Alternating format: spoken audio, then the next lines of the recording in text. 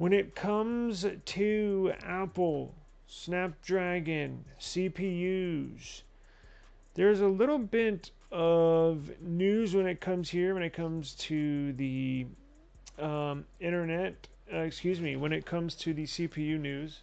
Check this out, and we'll get out of here on this. So let me pull this up on my end. So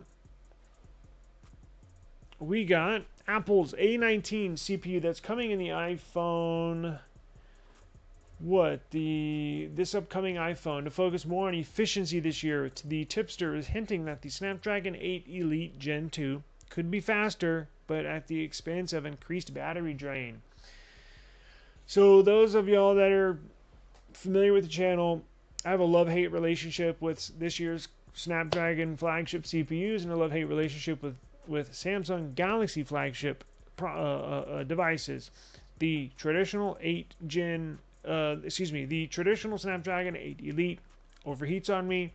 The 7 core that's in the S25 Edge has been perfect. So it looks like Apple, as you know, I think with the release of the iPhone 15 series, remember they dealt with that overheating issue? Well, CPUs were just cranking out a ton of power, way too much power, and they basically had to tone it down with a future update.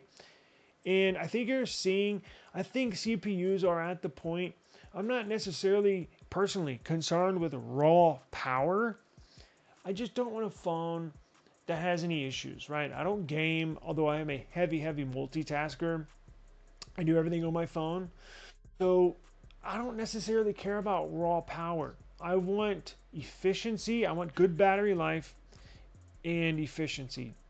And I think Apple's on to something, and I wish some of these other companies, like Snapdragon, would not necessarily worry about the benchmark race and just put out a good product. You don't have to be the fastest CPU out there. You don't have to top each and every benchmark test or score.